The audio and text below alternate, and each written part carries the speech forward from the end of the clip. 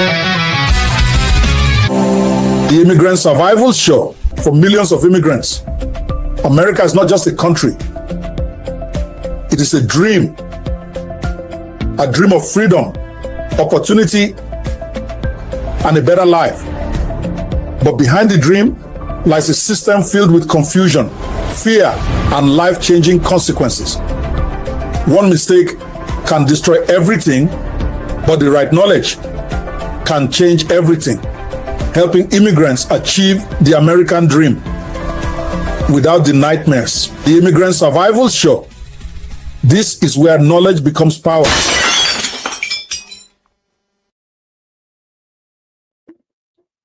Boom.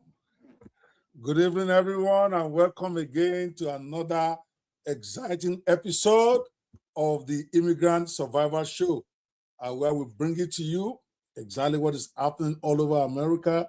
Knowledge is power, they say, for the smart.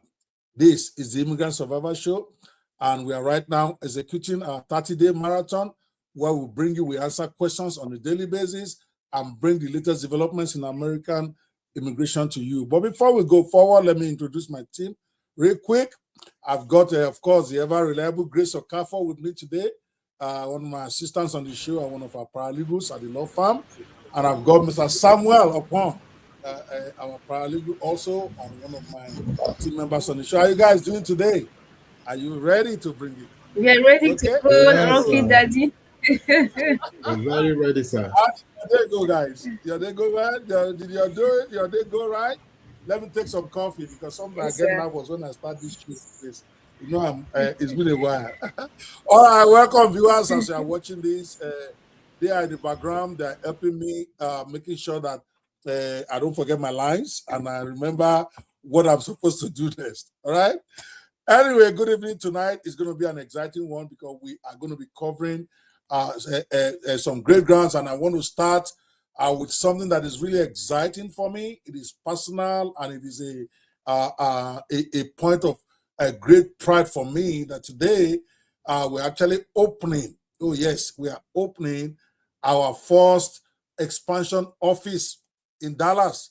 That is the first good news that is coming down the pipeline today. You can call it an immigration update too, because we are going to be serving people live in the Dallas Metroplex, specifically Arlington. Dallas is where we are opening our office today. I think that's a bit of good news I want to start with this evening. Okay, so welcome to the another edition of the Immigrant Survival Show, because tonight is a little different for every one of us. Tonight is special. Tonight is personal, because as many of you already know, this week marks the official opening of our newest office of the Banwo Law right here in Dallas, Arlington Metroplex. And I must tell you, as I walked through our new office a few days ago, I found myself reflecting on a journey that started right nearly 3 decades ago in Omaha, Nebraska. 29 years ago, I arrived in America like millions of immigrants before me. Broke, confused, going through a life crisis after having lost everything in my country. I came with dreams, with ambition, but with uncertainty, and with absolutely no guarantee that things will work out. Like many immigrants, I had to learn. Even though I was running a big finance company in my country, I had a master's degree in law, and I've had years of experience as a lawyer. I had to start afresh in America. Like many of you watching this show right now, when you came to America, I had to learn America. I had to learn the country. I had to learn the system. I had to learn the judicial system, which is even different from the one I learned in Nigeria. I had to build new relationships, having left every relationship that I have behind in Nigeria. I had to overcome obstacles. I had to start again. And over the years, I came to appreciate something really, really powerful. America may not be a perfect country. No.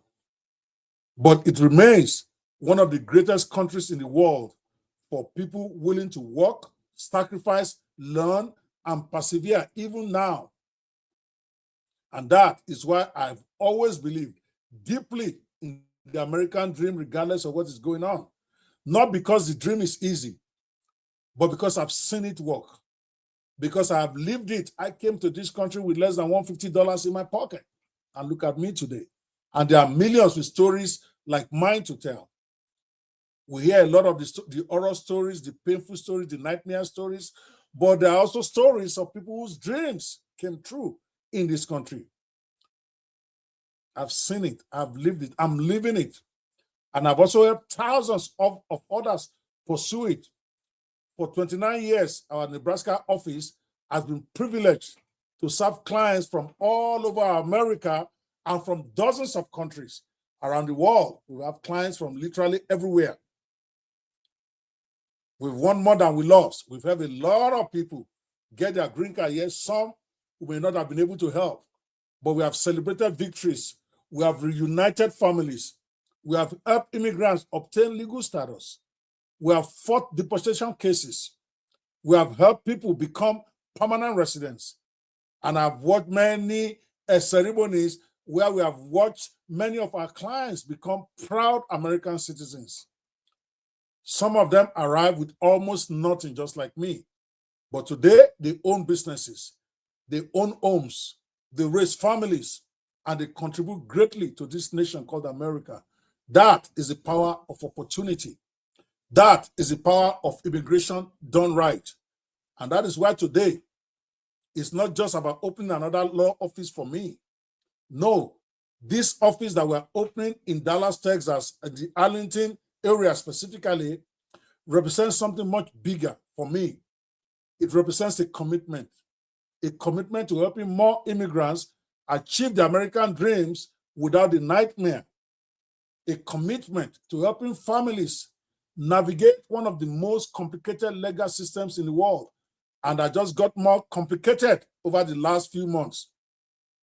A commitment to education, to educating. It's not everybody that will be my clients, but a commitment to education, to educating people about how to survive in America, a commitment to advocacy, and a commitment to ensuring that immigrants know they are not alone. There are many shows like mine out there now, and the more, the merrier, so that immigrants in America or those who are coming know they are not alone. That is why I created this Immigrant Survival Show now. This show is not designed to spread fear. It is designed to spread knowledge. It is designed to spread hope, because knowledge is survival. When you have knowledge, you can survive. When immigrants understand their rights, they make better decisions. When immigrants understand the law, they avoid costly mistakes. When immigrants understand their options, they can build stronger futures and avoid the potholes. And that is exactly what we intend to do here every week, every day in this month of June. We're going to be out here every day, if only for a few minutes, to answer questions, to guide people. And then after our 30-day official launch, then we're going to go to a weekly program called the Immigrant Survival Show with Ope Banwo. So whether you are watching this from Texas, my new home, Dallas, Arlington, or Nebraska, or New York, or California, or Nigeria, India, Mexico, Canada, Europe, or anywhere else around the world, I want to personally welcome you tonight. Thank you for joining us. Thank you for trusting us with your immigration problems. And thank you for allowing us to be part of your immigration journey. Now, let's get down to business. Because right now, there's a lot happening in immigration. Literally every day, new things happen. Literally every day, you wake up to new alarm calls. And we're going to talk about some of them even tonight. So when we come back, it will be time for what I call the Banwo Immigration Bulletin, okay, the Banwo Report, where I break down the most important immigration developments of the week, what they mean for you and your family. Don't go anywhere. Again, this is the Immigrant Survival Show with Ope Banwo. And I assure you, your hour this night is not going to be wasted. So don't go anywhere. We'll be right back after this short video. My name is Ope Banwo, and they call me the Immigration Rottweiler. Not because I bark, not because I make noise, but because I don't let go. When your case gets tough, when the system pushes back, when others start telling you there is nothing we can do, that's when you call me. Because once I lock into your case, I don't stop, I don't quit, and I don't back down until we get results. So go book a consultation on speakwithope.com now, and let's activate the Rottweiler mode on your case before the immigration knocks on your door.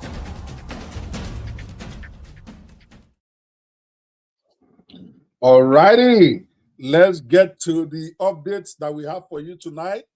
And of course, we want to start with the most important one, I think, that came out yesterday. Donald Trump, or the government, now walks back the panic. And I want to talk a little bit about why immigrants must stop living from headline to headline. I just want to use that update to also do some little education, as I like to do on this show. Because I want to talk about something that may be even more dangerous to immigrants than ICE. And what is that? Panic. Over the last few days, many immigrants woke up terrified after reports started spreading across social media that the Trump administration was about to force large numbers of green card applicants to leave the United States and process their cases abroad. I mean, the reaction was immediate. Even when I did a little broadcast of my own, WhatsApp groups exploded. TikTok immigration experts came out in full force, even those who don't know jack about immigration. Facebook lawyers who have never filed an immigration case in their lives suddenly became constitutional scholars. People were calling lawyers in tears. Some were already talking about abandoning their cases. Others were asking if they should leave America before America throws them out. Then something interesting happened.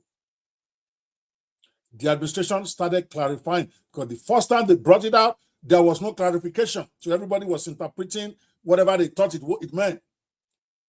All of a sudden, the administration started explaining themselves. The message suddenly became, wait a minute, this is not exactly what we meant.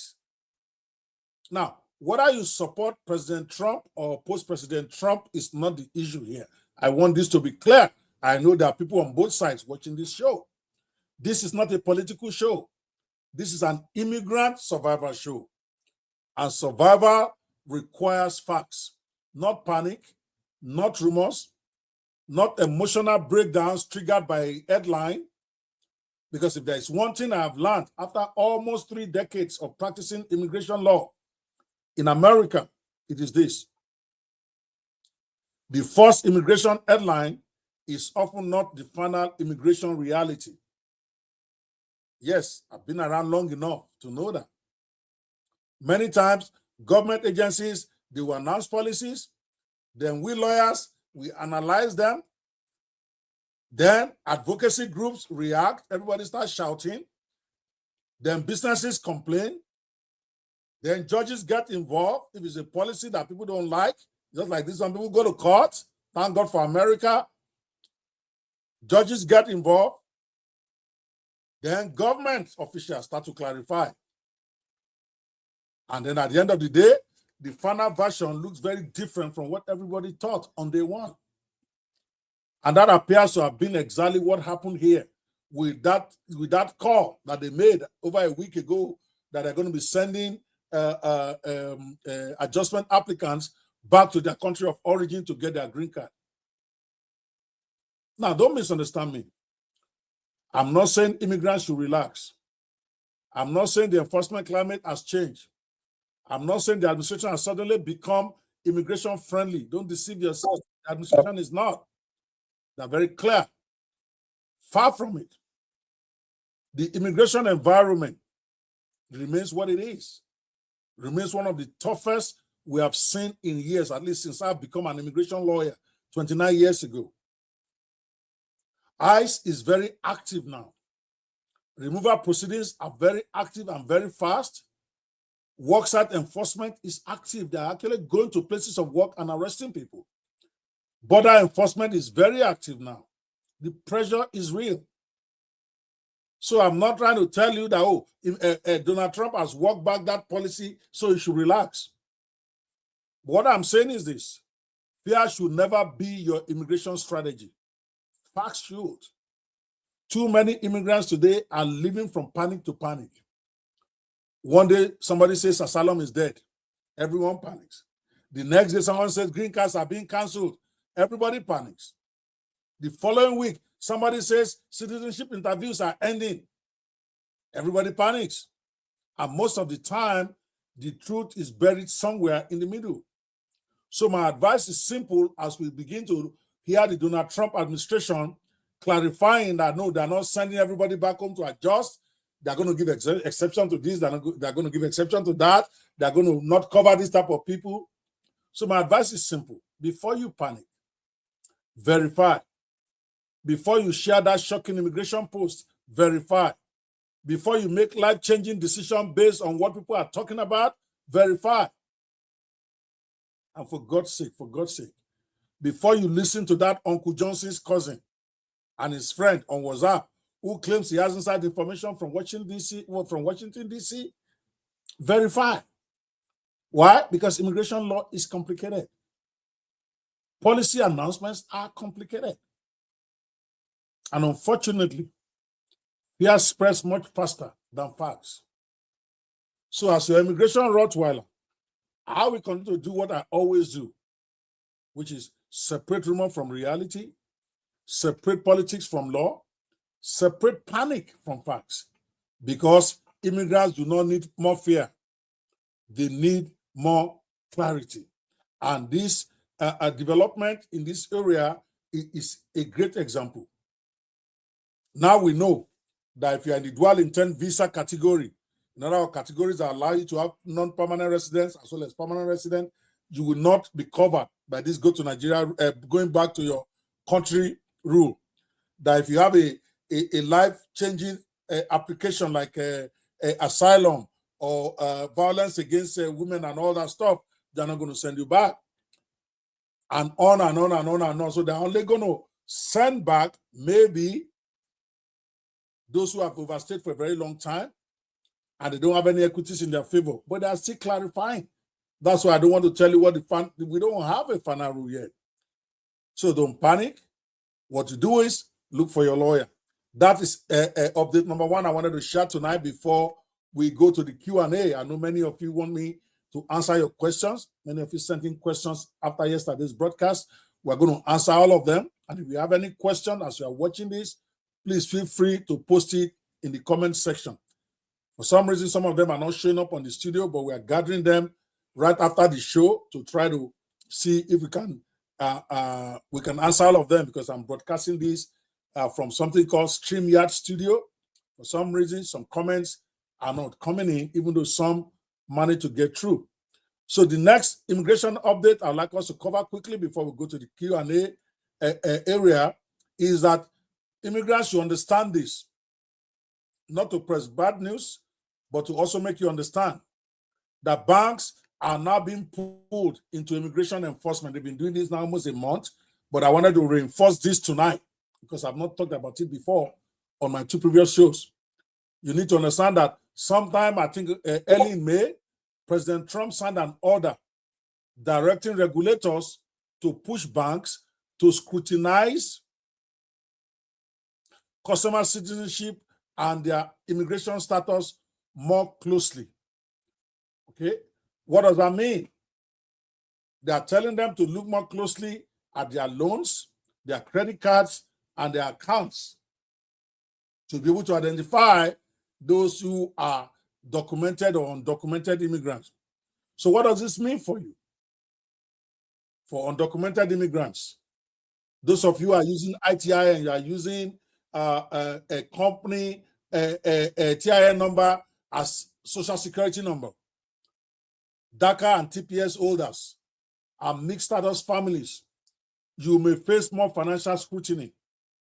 So as an immigrant who do not want his dreams to turn into a nightmare, you must keep clean financial records, and avoid fake documents. If you are using ITIN where they ask for social security number, you could get yourself in trouble because they are working with the banks now. The implication of that down the road, we don't know, but we know they issue an order, an executive order from President Trump to push banks to scrutinize customer citizenship and immigration status more closely. Don't say you're an American citizen when you're not. That is where they're going to get you for permanent bar. Because if you claim you're an American citizen when you're not one, there is a permanent bar to American citizenship for that. So when you are opening your bank account, don't lie, because those records are being submitted to immigration now. Those who have ears, let them hear. Here is another update. Now, I told you yesterday, one of the new development is that they've gotten permission to start investigating lawyers and immigrants who are filing fake asylum application. On this one is about the annual fee for those of us who are in America. The USIS announced that there will be consequences for unpaid annual asylum fees with the pending I-589. In other words, your pending asylum application will be rejected for non-payment of your annual asylum fees, which is $100 or so, effective May 29. That means effective 2 days ago. They are going to start denying your asylum application without even calling you for interview if you don't pay the annual renewal dues. So if you have an asylum pending, don't even play with it. When you receive that notice to come and pay your renewal fee, before asylum was free, you don't have to pay anything every year. You just get your work permit. Once it's more than 150 days that you filed, you can apply for work permit and they give you work permit for you to start working. But last year or so, Donald Trump decided that they want to make some money from those who have filed asylum by making you pay annual fee for your asylum. It's like renewing your car registration. Now, it's like renewing your car plates. You have to pay that $100. So when they send you the thing in the mail, please make that a priority. Because if you don't pay, they're saying now they're going to deny your asylum application, meaning that your work permit will go away. And you don't want your work permit to go away. You need to work. All of us living in America know that if you don't work for a month, you might lose your house, you might lose your car, you might lose everything. We are all living from paycheck to paycheck in America. So you want to protect that your ability to work. Pay them their money.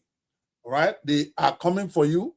And a lot of people are going to start receiving letters rejecting the asylum application just because they did not pay the renewal fee. You want to make sure you pay your own. Now, again, this show, we don't want to be talking about just bad news, bad news, bad news. Let me give you at least a little bit of good news here. I don't want to be referred to as a Professor Dr. Bad News, because it's only bad news he brings, even though it's not me that is making the news. See, a positive point that I really like is that America still needs immigrant labor in big numbers, even with all the noise that is going on. Even while enforcement is increasing, the government continues releasing more work visa numbers in several categories because American industries still desperately need skilled workers. That is good news for those of us who are immigrants or those who want to come here. It simply means you need to qualify yourself.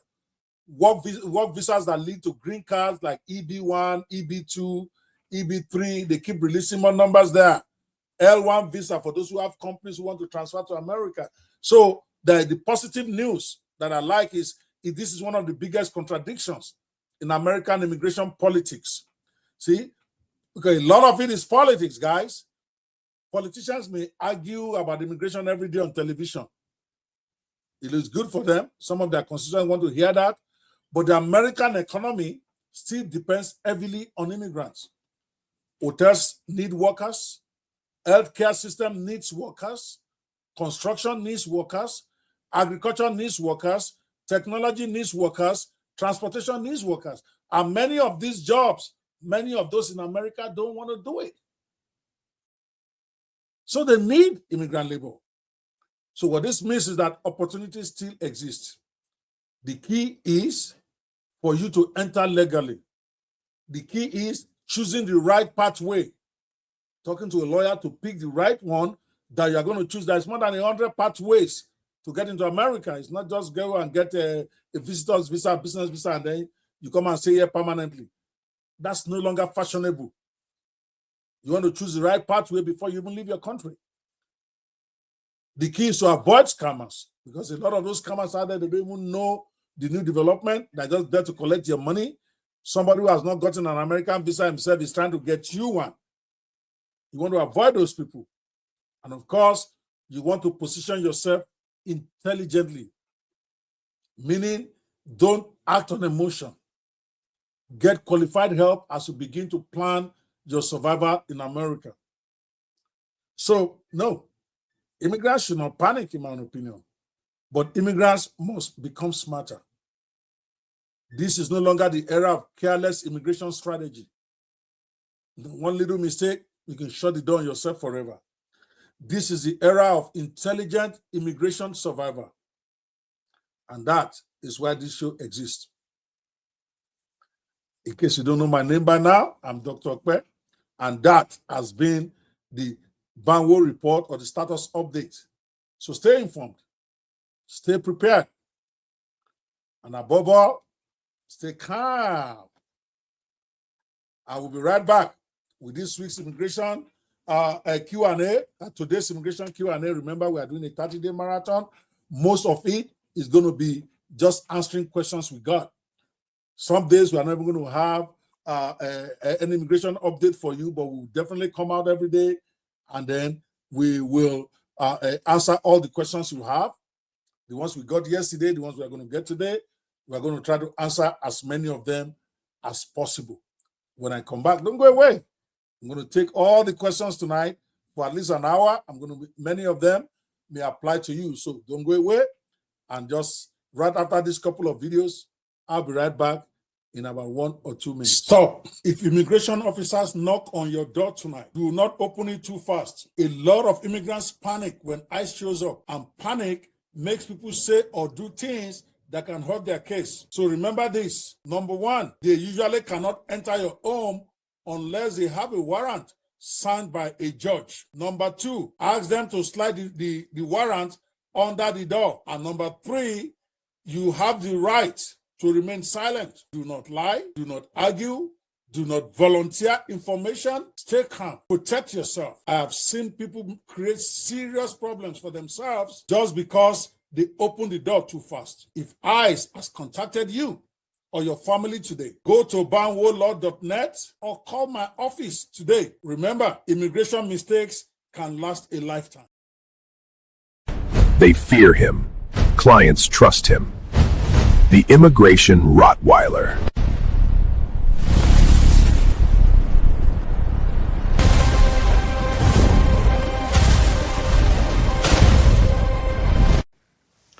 Let me warn you about one letter from immigration that has destroyed thousands of immigration cases in America.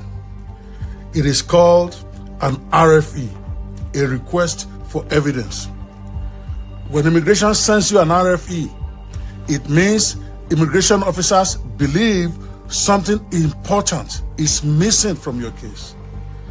Maybe documents are incomplete, maybe your evidence is weak, maybe they suspect something is wrong, and these days, maybe they just want you to explain some more. And here's the danger. If you respond incorrectly or miss the deadline, your case can be denied immediately. No second chances.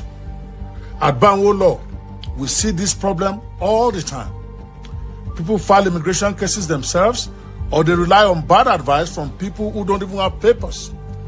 Then they panic when an RFE arrives. But the truth is, an RFE can often be fixed if you respond the right way with the right immigration lawyer. So if immigration has sent you an RFE today, do not guess.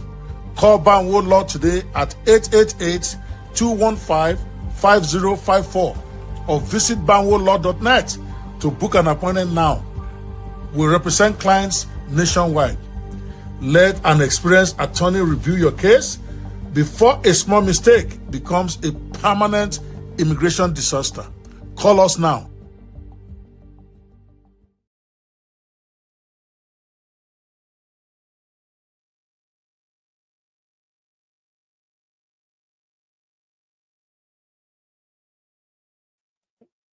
All righty. If you are just joining us, we want to welcome you back to Immigrant Survival Show with Ope Banwo. You are watching the Immigrant Survival Show with Ope Banwo, America's no-nonsense immigration survival talk show. And we're about to move to the Q&A session for today, where we take all the questions we have received from you. And I'm trying to pull them up right now from the, my assistants are working on them to put them on the screen for me.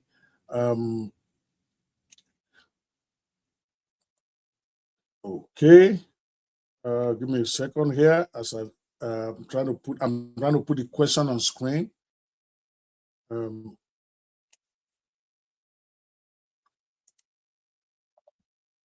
Right here. Okay, here's the first one coming here. Okay, can I be arrested or detained by immigration authorities in the US even if I've never committed a crime other than coming in here illegally or overstaying my visa?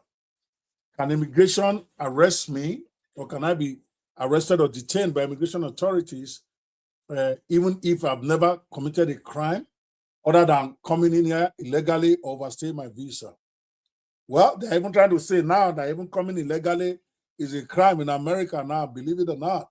If you come in illegally and they catch you, they don't give you bond anymore. They do not give you bond. You are going to stay in jail until they decide your case. So yes, an individual can be arrested or detained by immigration even if they have never committed a crime. This is because immigration law is primarily civil, not criminal. But now civil violation can also alone can trigger enforcement action. And enforcement action is ICE takes you, they put you in jail. Now, you have to understand this. Immigration enforcement does not depend solely on criminal activity. Because I've had clients who appear confused about all of this. Many individuals are placed in removal proceedings due to civil immigration violations, such as overstaying a visa, entry without inspection, working without work authorization if they catch you at the job, or failing to comply with immigration orders. Like maybe you are ordered deported in absentia and you are still here. Now, these violations do not involve criminal conduct per se, but they still make you a removable person under US law. And immigration and enforcement, we call them ICE. Everybody knows them as ICE. They have the authority to detain individuals believed to be removable. And this can occur in different situations, as we have seen already. Workplace raids, routine immigration enforcement, encounters with law enforcement. Maybe they are over speeding and they pull you over. Before you know it, you can get arrested for that, even though you have not committed a crime. We have even had people who have triggered arrest by going for immigration appointments or court hearings, maybe because they have criminal record in their past. In some cases, detention can even happen after an application is denied. Because before, when your application is denied, it's denied. But now when they deny it, they might even issue what is called an NTA, and if you don't show up, they'll come and pick you up. So having no criminal record does not prevent immigration enforcement. I can't overemphasize this, is why I keep talking about it. Of course, under this new administration, individuals with criminal records are prioritized. But people without any criminal history can still be detained if they are found to be in violation of criminal laws. Now, you have to understand that if they do arrest you, you do have you still have some important right because this is America at the end of the day. They have the right to remain silent when questioned by immigration status. Some clients, they already open their mouth too much and talk too much by the time they call us.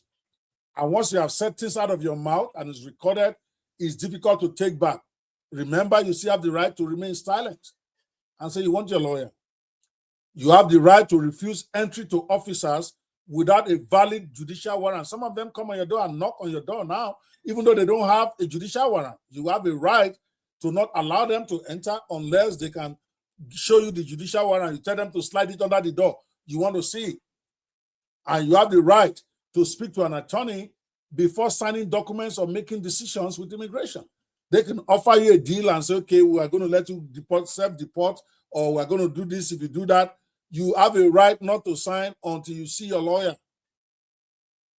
Because your rights, as I just explained some of them, they can significantly affect the outcome of your encounter with immigration authorities. And I say this with a lot of feeling. To reduce your risk, I'm encouraging, remember this show is about education, using your questions to further educate you. I will recommend that you carry your papers, keep your important documents organized, and seek legal advice as soon as possible. An immigration attorney can help identify your relief options, such as maybe you're eligible for asylum or eligible for Convention Against Torture, or you have family-based petition, or other humanitarian protections like a T visa, like a U visa, things that you have never even heard about before. So your case may not be hopeless. When you speak to an attorney, they will be able to look at what are the reliefs they can get for you. So yes, to answer your question the third time again, it is possible to be detained without a criminal record because immigration enforcement is based on civil violations, not criminal conduct. So awareness of rights, proper legal guidance, and preparation, they are very essential to navigating the system that we have found ourselves in America now. Okay, so it is important for you to understand that this is not the season to take immigration for granted in America. That little money that you have to pay a lawyer, whatever lawyer you are using, go pay the money. It is much more than the pain or nightmare that you can get if you get for not consulting about your case. Now let's take this next question.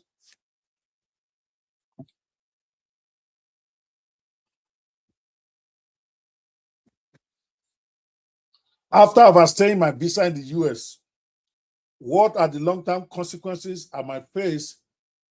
And is there any way to fix my papers without triggering a ban? Interesting. Well, is a good question you're asking, but I have to also be honest with you, like I am always on this show. Overstaying a visa in the US can trigger serious long-term consequences. I'm not going to lie to you. But there are still possible legal solutions depending on your situation. The outcome many times depends on how long the overstay has lasted, your immigration history, and whether you qualify for any exceptions or relief. See, when a person overstays a visa, they begin to accumulate what is called, quote and unquote, unlawful presence. Now, under the rules, if your unlawful presence, in other words, the time you spend there after your visa expired, reaches more than 180 days, but less than 1 year, in other words, more than 6 months, but less than 1 year, leaving the US will trigger a 3-year re-entry ban, meaning that you can't come back for 3 years without a waiver.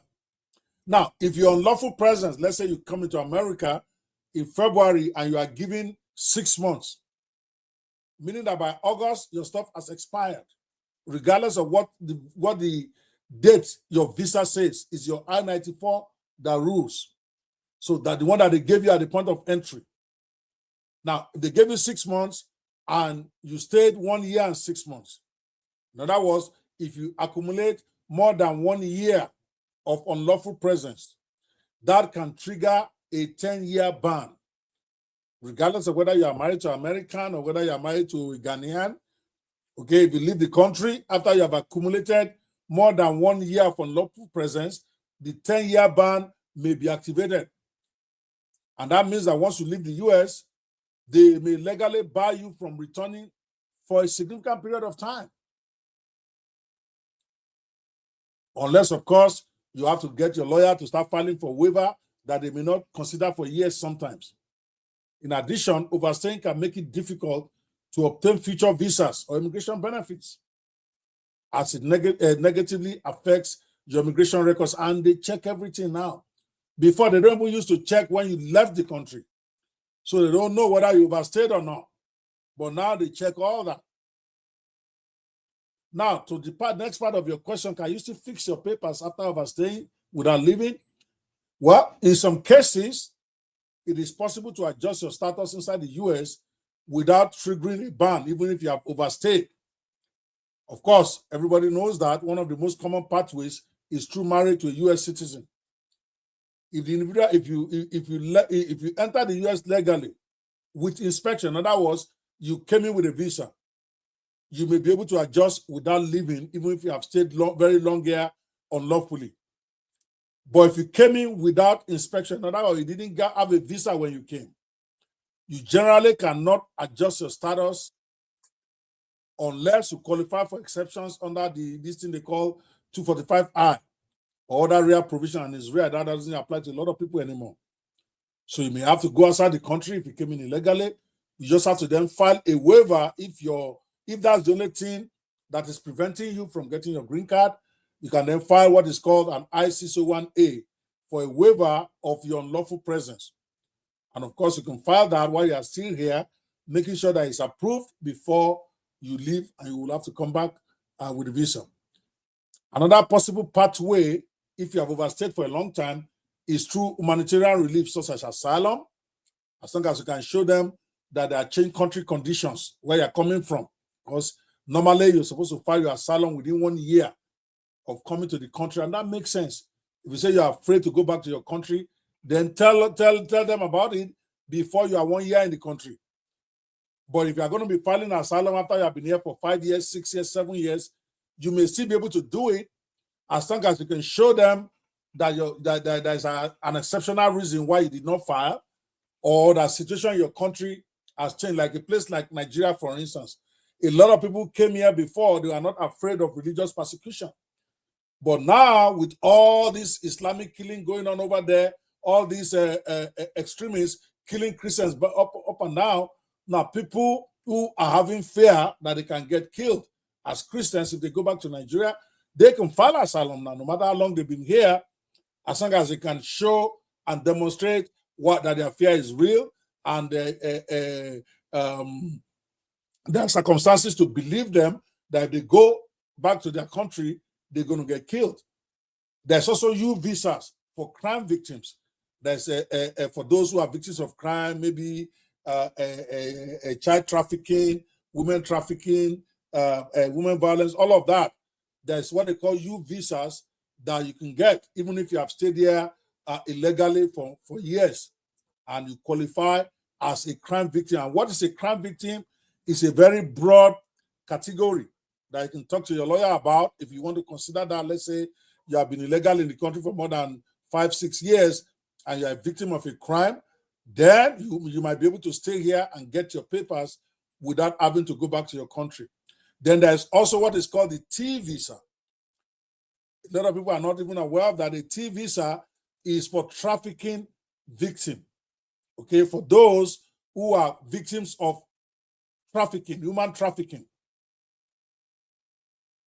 And some of these options can provide you, in fact, there's also the S visa, what is called a snitch visa, where you are basically helping government to investigate or roll up those who are involved in crime.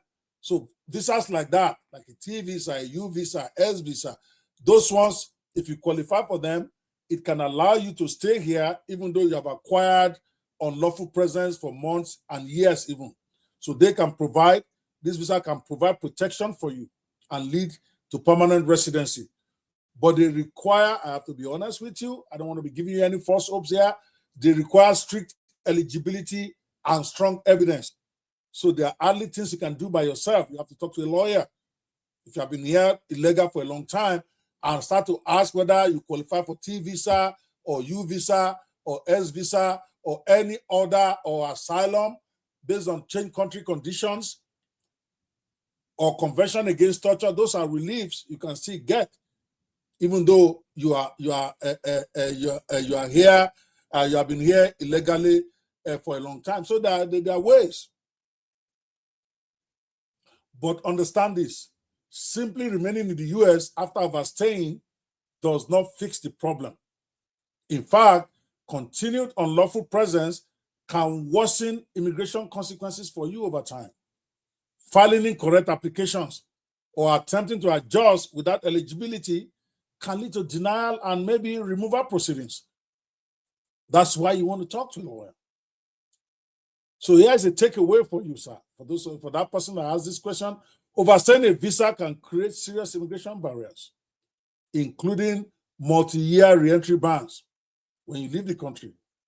However, and here's your takeaway, some individuals may still have legal pathways to fix their status without leaving, depending on their eligibility. So you need a careful legal evaluation, because that is very essential to determining what is the safest and most effective option for you. Everybody's case is different. Don't look at your cousin's situation and then tell yourself you also qualify. No, I've seen people do that. What works for A may not necessarily work for B.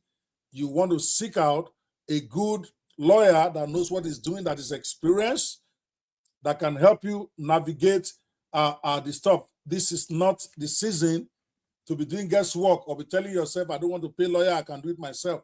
Filling a single form by yourself can create problems that you are not going to be able to solve for years. I've seen it happen. Be smart, right? This is the time I want to encourage you. If you have not yet signed up for my weekly bulletin, okay, you want to sign up for my free weekly immigration alerts. Every Monday, I issue a free bulletin to those on my newsletter where we talk about legal alerts, practical immigration guidance, and then basically just helping immigrants to realize the American dream without a nightmare. And it is completely free. It's banwolaw.com/newsletter. Let me put that on the screen. banwolaw.net. Sorry, banwolaw.net/newsletter. Join now for free. Typing that out. Okay. banwolaw.net/newsletter to sign up for this free benefit. So let me put it on the comments. My assistants in the studio, you want to help me put that that link in the comment section on the broadcast. Let me see if I can. Yes, this is the comment section, I think. Yep. I think everybody can see that. I see some of the people on the call here. Your call is able to get through now. Wakil Fakoya. Yes, what advice will you give a green card holder whose citizenship oath swearing is suspended indefinitely because his country of origin is affected by visa? Man, there's really nothing to tell you other than to wait. See, eventually they're going to reconvene it. They've done many like that. They probably will send you a new letter, and I just want to, the advice I can give you is to be patient and stay off trouble. Don't get into any criminal thing, even drunk driving or even speeding. You want to maintain a good record because they can still revoke, even though you have passed, if there is a record that comes on your account before they swear you in and their system is updated, problem can come from there. But if it is just that they canceled it because of visa ban in your country, then you just have to be patient. Remember, those visa bans are 6 months at a time. like the 39 countries that are banned now, is supposed to be 6 months. Like a country like Nigeria, by the end of June, hopefully they will reopen it, or maybe they renew, because you never know what Mr. Donald Trump will do or what their government will do. So you just be patient and keep a clean record. That would be my advice. Mr. Fakoya, thank you so much for joining us tonight. That is a direct live question. Let me get the next question we have here. That is relating to, let me see here. This is a very, very important question. If immigration comes to my door, let me see if I can put that in there. If I can put it on the board. Yep. It says, if immigration officers come to my home or workplace unexpectedly, what are my legal rights and how should I respond?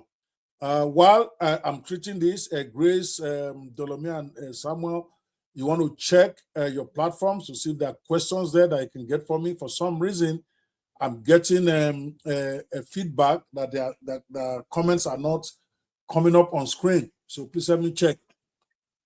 Well, this is a very, very topical question for every one of us, because this is happening a lot. Okay, they come to your workplace to arrest you, and so somebody is saying, if they come to my home or workplace unexpectedly, what are my legal rights and how should I protect myself? As I explained earlier, immigration officers can come to your house or workplace unexpectedly. If they do, understand this, you still have important legal rights in the US. I said that earlier. This is still America at the end of the day. And how you respond can significantly affect your situation. The key is to stay calm. Avoid giving false information. Don't say you're a US citizen when you're not. Don't say you have green card when you do not have one. Avoid giving false information and understand what officers are legally allowed to do. I'm going to explain that. I'm going to take my time to explain that for you. Immigration officers, such as those from ICE, by law now or by regulation, let me put it like that, may conduct home visits, workplace enforcement actions, or targeted checks as part of the investigation. We never thought this would happen in America, but it's happening. We used to hear it happen in Britain, that the police can stop you on the road and ask for your papers. And I used to laugh in those days and say, this kind of thing don't happen in America. It's happening in America now. They may come to your house. They may come to your work. They may also target you as part of an investigation. But what you should know this, they do not always have the automatic authority to enter a private property or search individuals without proper legal permission. I'm going to say that again. They do not have authority to enter private property or search individuals without legal permission. That way, they must have a warrant. So here are your rights at your house. Let's break it down. Your house, your work, and how to protect yourself. For your rights at home, if immigration comes to your house, you are not required to open the door for them unless they have a valid judicial warrant signed by a judge. You don't have to be afraid. You lock your door. You tell them to slide the warrant under the door. It's your right. An administrative warrant from ICE alone does not give them permission to enter your house. They have administrative warrant from ICE that they want you. That does not work. They do not have permission to enter your house, even with an administrative warrant from ICE. It must be a valid judicial warrant signed by a judge. This is very important. You have the right to ask them to slide the warrant under your door or show it through your window before you make any decision. Know that. Number two, you also have the right to remain silent, and you are not required to answer questions. You don't even have to answer your name. You don't have to answer questions about your immigration status, where you were born, or how you entered the country. You don't have to make the job easy for them. Okay, because if you told them your country or how you entered the country, you are already giving them ammunition about where to take you. You can clearly state that you do not want to talk you do not wish to answer any questions, and you would like to speak to a lawyer, by that time, they're supposed to leave you alone. Miranda still works in immigration. And if they keep asking questions, just keep saying abogado if you are Spanish. Abogado, you want your lawyer. If you are English speaking, tell them that I want my lawyer. Every question they send to you, I want my lawyer. You don't even have to answer your name. Those are the rights you have in your home. Now, your rights at your job. If they come to your work, and there's been a lot of experiences of people where immigration comes to their work. Now, in your workplace, immigration officers may enter public areas, but they generally need permission or a valid warrant to access private workspaces. I have a situation that with one of my lawyer friends, the immigration were chasing the people. They went into the office of their lawyer, and the lawyer locked the door with them inside. The lawyer himself came out, and he said they can't come in because they don't have a warrant. Believe it or not, this happened like 10 a.m. in the morning. It was such an hilarious situation. They did not force themselves to go in, but they stayed there till 7 p.m. from 10 in the morning. That they will come out today. They will come out today. They will come out today. They didn't come out. Everybody slept there. I think they left like around 8 or 9 because the lawyer who put them there knows is right. They cannot go into private workspaces unless they have a warrant. Now, if they have a warrant from a judge, that is a whole different matter. Even at your work, you are still protected by the right to remain silent and to avoid providing false documents or statements. You don't have to provide anything. Now, if you give them a false document, you make everything worse for yourself. If you go and make a statement and say you are American or you have a green card when you do not have one, that could shut the door of America on you permanently forever. So it's better not to say anything. Your employers also have legal obligations regarding how they handle such situations.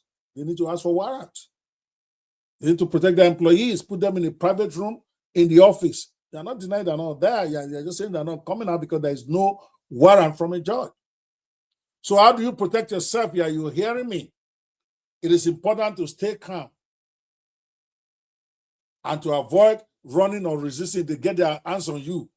You don't want to resist arrest because you could get shot. You saw that in one of the videos. A lot of things can go wrong. You don't want to resist because this can create additional legal complications for yourself. They might say you are resisting arrest, but do not sign any documents without understanding them or speaking to a lawyer. Even if you understand them, you want to talk to a lawyer. You want to ask them to give you an interpreter. This is important because by asking for an interpreter, you also get opportunity to think, even if you understand what they're saying. You wait for the interpreter to interpret what they said. So that gives you like a few seconds to be able to process. I was just in court recently with a friend who had a court case, and he was telling me the lady spoke English, can speak English well. But she got confused somewhere down the road when she was being cross-examined. And that really messed up her case. So when the case finished, my friend was telling me that this is why I always say the people should ask for an interpreter. You can ask them you want a Yoruba interpreter. It's your right that I don't understand English well. I speak English, but I don't understand it well. I want a Yoruba interpreter. I want an Igbo interpreter. So that way, while the Igbo interpreter is interpreting, even though you understand a bit the English they are saying, because it's not your first language.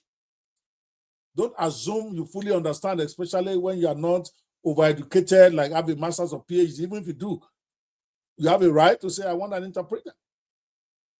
What that does for you is that it gives you a breathing space between the time they ask the question and somebody translates it. Now you're having like almost a minute or more to think before you answer. But if it's direct, one-on-one like that, you will have answered, and then sometimes you get into trouble. So it's a little strategy that is legal. You're not doing anything illegal. The law says you have a right to ask for an interpreter if you don't understand English very well and you are not English person. at least for most of us who are immigrants, if you're from Ghana, you have your own local language that you are speaking. If you're from Cameroon, they have asked to let them talk to you in your language. That's what the Spanish people do. So you should do the same. So that way you can protect yourself better. So here's the takeaway here. Very important. Even when immigration officers appear unexpectedly, remember, you still have strong legal rights. Don't panic. Some of those rights include the right to remain silent. That is still very available in America. And the right to refuse entry without a judicial warrant. Knowing and calmly exercising these rights can help protect you during ICE encounters, at least until your lawyer gets there. So that way you are not making mistakes that you cannot undo later. Okay, I hope you get that. Whoever sent in that question. Okay, Grace, let's go to the next question here. Okay, let me put that up. Let me put that up for them because I want people to really see the question I'm addressing. Okay, right here. Okay, this is what I got. Can I still be deported while my immigration case or appeal is ongoing? And what legal protections might prevent that from happening? Can I still be deported while my immigration case or appeal is ongoing? And what legal protections might prevent that from happening? Well, bad news, it is possible, because we've seen it, to be deported even while your immigration case or appeal is still ongoing. It's crazy, but it's happening. But whether that can happen actually in your case depends on the type of case. It depends on your current legal status and whether a stay of removal is in place. In some situations, the law provides temporary protection from deportation. But in some others, enforcement can still proceed. Let me break it down a little bit more so that it's not like, what are you talking about? See, when an immigration case is pending, such as an asylum application, adjustment of status, or appeal from a decision of the judge, typically the individual is not automatically protected from removal. Some lawyers even make that mistake. It's not automatic stay. Okay? If there's already a final removal order, immigration authorities may still enforce deportation unless a legal mechanism stops them. That means your lawyer must actively ask for a stay of deportation.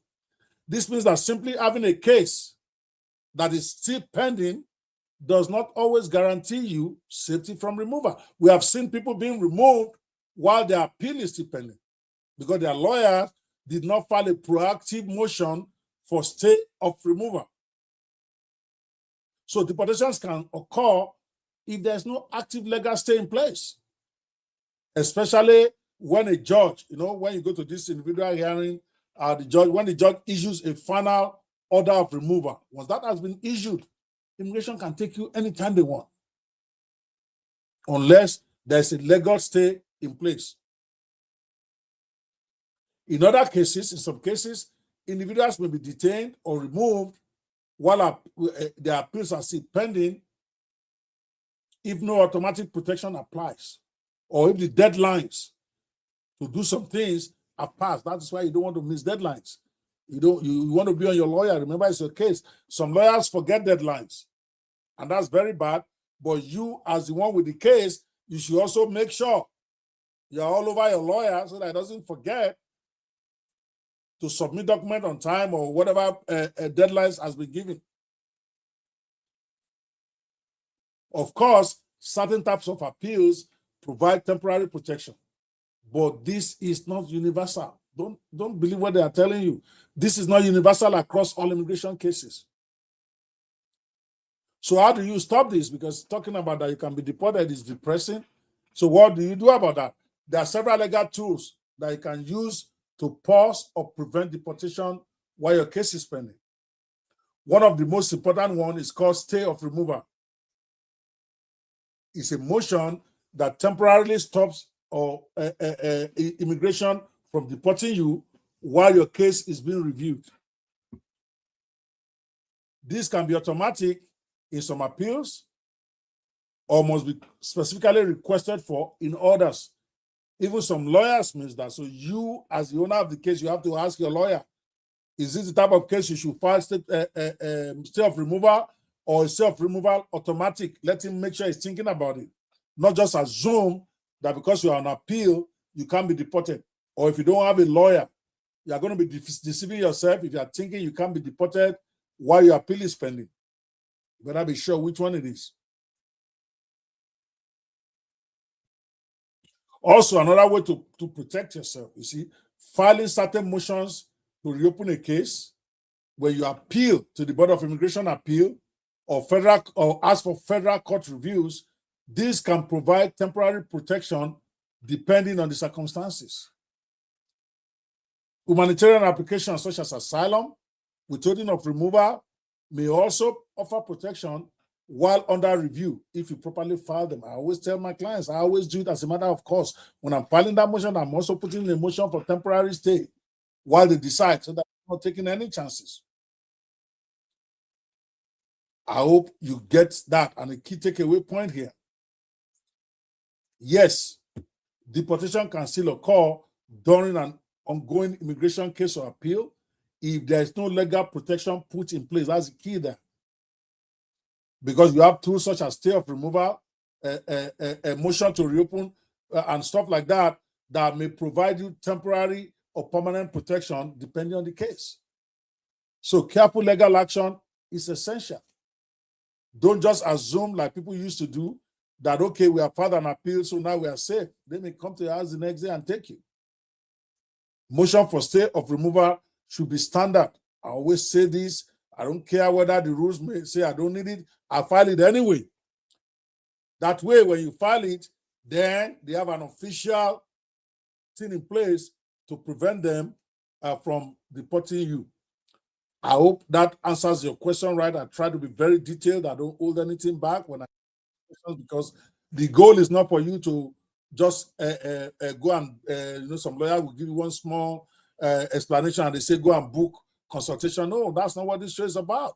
This show is really to give value, answer all your questions fully the best way I can, so that you don't even need a lawyer anymore to answer it.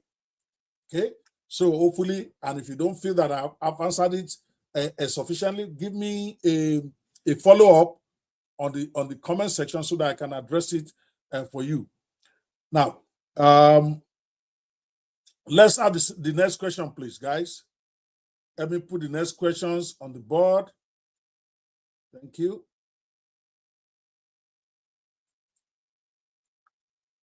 Okay. Yep. If a deportation order has already been issued against me, what options do I have to reopen or fight my case and remain in the United States? Very good question. Because sometimes an order issued against you is not necessarily the end of the world. So yes, even after a deportation order has been issued, it may still be possible to challenge, to reopen, or delay the order depending on your circumstances. However, these options are limited. They are time sensitive and they are highly dependent on legal eligibility. Again, this is another area where you absolutely need a qualified lawyer to be able to walk you through it once you get a deportation order. See, a deportation order means an immigration judge or authority in the US has already decided that you are removable from the United States. At this stage, the case is considered closed. You need to get this. At this stage, the case is considered closed unless a legal action is taken to reopen or challenge that decision. So you need to understand that a final order does not always mean all options are permanently gone. So one of the main legal options you have is filing a motion to reopen or we call a motion to reconsider. A motion to reopen is typically used based on new evidence. Maybe you have a new situation, or maybe you recently got married, or you have a changed circumstance that were not available during the original hearing. So you can ask your lawyer to do a motion to reopen for you. A motion to reconsider is a little bit different. And that one is arguing that the original decision that is involved is as legal or procedural errors. In other words, a motion to reconsider is trying to tell the judge that he needs to reconsider his decision because he made a mistake or because he applied the wrong law. That is different from motion to reopen, which is based on changed circumstance or new evidence. Sometimes people mix those two up, even lawyers, but they're very different things. The one important thing here, though, is that these motions, either of them, must be generally filed within strict deadlines. Typically, it's 30 days. Though exceptions may exist in special situations, like, for instance, the one that is very common, ineffective assistance of counsel, or exceptional circumstance. Because if somebody has been ordered deported 2 years ago, 3 years ago, obviously, he didn't file a motion to reopen. He didn't file a motion to reconsider within 30 days, but there are some exceptions to that 30-day requirement. If, for instance, another lawyer has looked at your case, or you look at your case and you felt that the lawyer who did it made a mistake, then you can ask the judge to reopen your case based on ineffective assistance of counsel, even if it has been over 1 year or 2 years or 3 years or even 5 years that the judge has made that decision. So that's one of the exceptions to the 30-day. You see a lot of this happening now. Is why a lot of lawyers like to protect themselves, because a lot of immigrants are using that loophole. They were deported 5 years ago, but they don't want to go. Now they want to figure out a way to reopen their case. They fabricate story against their lawyer and say their lawyer messed up. And then, based on that, they will reopen the case. Before, it didn't used to be a big problem. Most of us in immigration law, we see it as a matter of course. We don't care. The important thing, we know that this person doesn't have anything against me, but he's just trying to reopen their case. But it's getting more serious now because the bar is now disciplining the lawyers. Before, when you file a motion for ineffective assistance of counsel, nobody does anything to the lawyer. As long as you can explain the mistake the lawyer did, and then maybe you file a bar complaint. Typically, the bar complaint will just ask the lawyer to explain. He will explain himself, and they dismiss it. And then the judge reopens your case. But now, bar associations are taking it more serious. And people are losing their licenses because somebody filed ineffective assistance of counsel against them just to reopen their case. So every lawyer is now being more careful. Don't leave room for one desperate immigrant to then take your license away, because when it comes to immigration, it's a very emotional thing. Nobody wants to go home. So if they have to throw their lawyer under the bus, they do it. It is for the lawyers to not put themselves in a position that they can be thrown under the bus. So, coming back to your question, a deportation order is serious, but it's not always the final in practice. There are limited but important legal pathways, such as motions to reopen, filing an appeal, stay of removal, ineffective assistance of counsel, or a new application for relief that you can use to sidestep that without actually going to your country. However, success depends on timing, eligibility, and strong appeal arguments. And this makes professional legal assistance very essential. In today's immigration, I tell people, they think, oh, he's trying to market for business. I tell them, don't do anything without talking to a lawyer. If you can't even afford the big money to hire them fully, at least go for consultation. Pay them their consultation fee, $200, $250, whatever. Go there, spend an hour asking all the questions you need to know about your case. And then if you now still want to continue to do it by yourself, at least you will have gotten legal advice in that 1 hour that will help you understand your issues. I hope you get that, and I hope that was helpful to you. I'm a friend. All right, Grace, put up this next question for me, please. Let's see where we are. And thank you so much for those of you who are joining us from home. If you are enjoying this, give us a good emoji in the chat wherever you are watching this from. I know we are probably live on Instagram, we are live on LinkedIn, we are live on YouTube, and I think on Facebook. Hopefully you can hear me well. We are not able to see many of your comments in the chats, but we are working on that. This is Immigrant Survival Show with Ope Banwo. And if you have not yet subscribed to our free weekly bulletin, please, you want to go over there right now and you want to join banwolaw.net/newsletter. Okay. And if you are watching us now and you would like to consult with me, it is let me put that on say, and you would like to talk to me about your specific immigration case, you want to go to speakwithope.com. Speak, I'm trying to type that on screen for you. I'm waiting for Grace to put in the next question. Speakwithope.com. Okay. Yep. For consultation, it's very simple. Speakwithope.com. And I'll be more than happy to discuss the nuances of your specific case, to do a one-on-one discussion with you. And just go in there and book. Hopefully, you are going to get time on my calendar. The calendar is getting overbooked so fast these days, but go check it out. Hopefully, you'll be able to get a date. All right, the next question is up here. Somebody says there,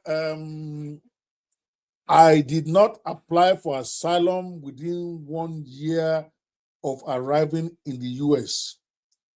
Are there exceptions that could still allow me to apply successfully? Very good point. Very good question. Asylum happened to be one of the many viable ways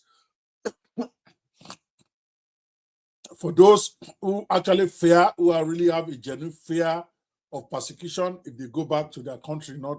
I don't encourage you to go and be filing fake asylum. They're very serious about that these days. But if you have a genuine fear of going back to your country now, but you did not file within 1 year, because the rule is that you have to file within 1 year of coming here. So your question is, are there exceptions that could still allow you to file successfully? Yes. Yes and yes. It is still possible to apply for asylum even if you did not file within 1 year of arriving in the US. But you must qualify for specific legal exceptions. It's not for everybody. The general rule requires that asylum seekers must apply for within 1 year of entering the US.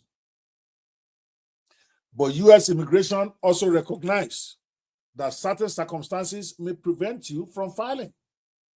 So the exceptions are there to be able to deal with those circumstances, and I'm going to explain some of them to you. Because under immigration law now, they are very strict. That normally for that 1 year requirement, and the minute you pass it, then it gets bad.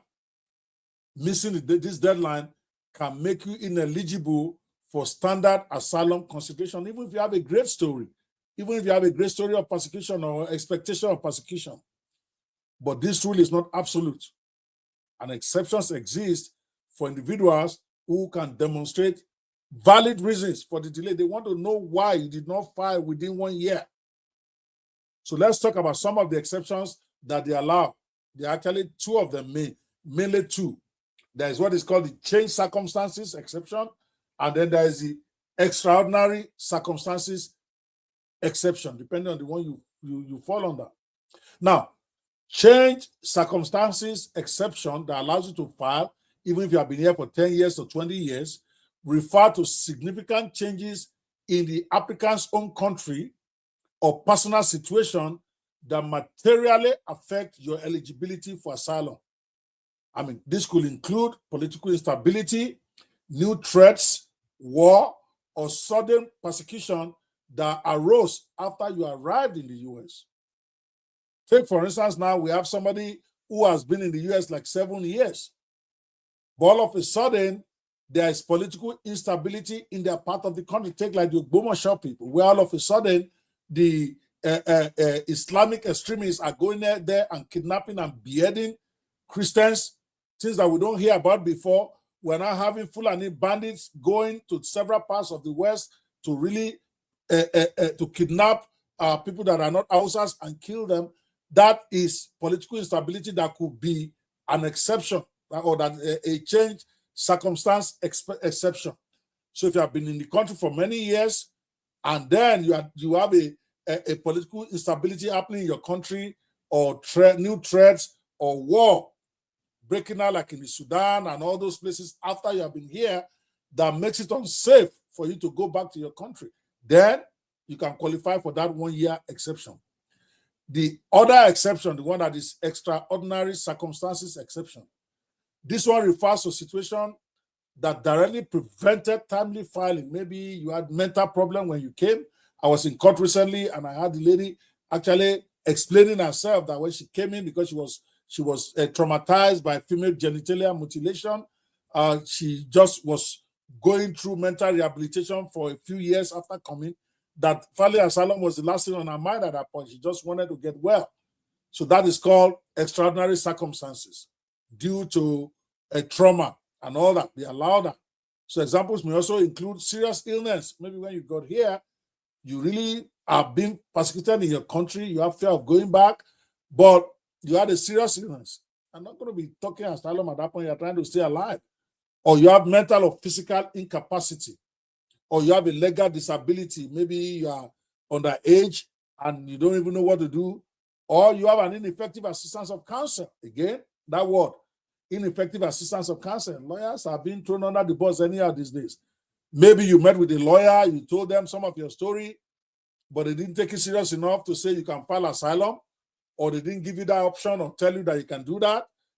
You can come back later after that 1 year has passed, as long as you can show that that lawyer did not do what a reasonably competent lawyer would have done. Because if you come into my office, I kept telling me about some fear back home. Obviously, it's for me to say, do you know you can file asylum if you really have this thing happening to you? But I don't mention it, even though you talk about people trying to kill you back home, or you talk about people trying to circumcise your child, or you mention some of the circumstances that typically should let somebody file for asylum. But because you don't know that female genitalia mutilation, you can file asylum for it, or any of the other grounds. You didn't know. And you spoke to a lawyer, and the lawyer is busy telling you, go and marry a woman, go and do this. He didn't tell you. You can come back later, even after 1 year has passed, and say, well, the lawyer never advised you, so that's why he didn't file. But they look at these things, they call it extraordinary circumstances for a reason. So they must be genuine. You must be able to show it. In some cases, also being in lawful status for a period after arrival may also qualify as an extraordinary circumstance. Maybe when you came in with H-1B, or you came in with the L1, or you came in with any other type of visa, and they gave you 6 months or whatever, you have a visa that keeps you in lawful status. You may not be thinking that you can file asylum to get your papers, even though you have a genuine fear of persecution in your country. Again, it is important not to file fake asylum. I'm not encouraging you to do that. You do that, you're on your own. Don't come to my office. But what I'm saying to you is that sometimes I'm discussing the exception, what I call the extraordinary circumstances exception. It could be that you have lawful status and you're not thinking in your own mind, you don't want to go back to that country anyway, but you have papers to stay here.